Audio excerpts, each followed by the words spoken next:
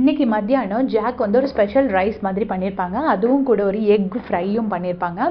தர்ஷிகா வந்துட்டு அருணோட பிறந்த நாளுங்கிறதுனால ஸ்பெஷலாக பாசிப்பருப்பில் பாயசம் பண்ணியிருப்பாங்க. எல்லாருமே வந்து அந்த பாயசம் செம்ம ஹிட் அப்படின்னு சொல்லியிருப்பாங்க. ஏன்னா அருணோட பர்த்டேனால அவங்களுக்கு இருக்கிற ரேஷனிங் வச்சு கொஞ்சம் கிராசரிஸ் வச்சுட்டு அவங்க ஒரு சூப்பரான ஒரு பாயசம் பண்ணி கொடுத்துட்ருக்காங்க.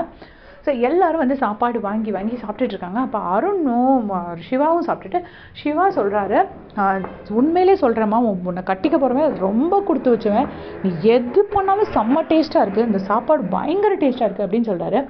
உடனே அருண் சொல்கிறாரு, ஐயோ நீ ஒரு பெஸ்ட்டு அம்மா, உன் குழந்தைங்களும் ரொம்ப லக்கி, ஏன்னா குழந்தைங்களுக்கு லஞ்ச் பாக்ஸ் கட்டி கொடுப்பேல, இவ்வளோ டேஸ்ட்டாக இருக்குமே, அந்த குழந்தைங்க சாப்பிடுமே, இது வரைக்கும் நான் சாப்பிட்ட சாப்பாட்லேயே இதுதான் பெஸ்ட்டு, ஒன்று அடிச்சுக்கிறதுக்கு ஆளே இல்லை சமையலில் அப்படின்னு சொல்லிட்டு எல்லோரும் ஜாக்லினை வந்து அப்படி ப்ரைஸ் பண்ணுறாங்க. ஜாக்கும் வந்து ரொம்ப சந்தோஷமாக போகிறாங்க, ஏன்னா எல்லாருமே ப்ரைஸ் பண்ணியிருக்காங்கன்னு. ஸோ கிச்சன் டீமுக்குள்ளே இப்போ ஒரு செம்மையான ஒரு யூனிட்டி இருக்குது. ஆனால் தர்ஷிகா என்ன சொல்கிறாங்கன்னா, நான் நிறைய பால் எடுத்துட்டேன், பால் பேக்கெட்டை பார்த்தா எல்லோரும் இப்போ உயிரே விட்டுருவாங்க, அவ்வளோ பால் எடுத்திருக்கேன் அப்படின்னு சொல்லிட்டு தர்ஷிகாவும் ஜாக்லினும் தனியாக பேசி சிரிக்கிறாங்க. ஸோ நிறைய பால் எடுத்து ஊற்றிருக்காங்க போல இருக்குது. அவங்களுக்கு தேங்காய் பால்லாம் கிடைக்காததுனால இதுதான் லைவில் போயிட்டு இருந்துச்சு மத்தியானம் லஞ்ச் டைமில்.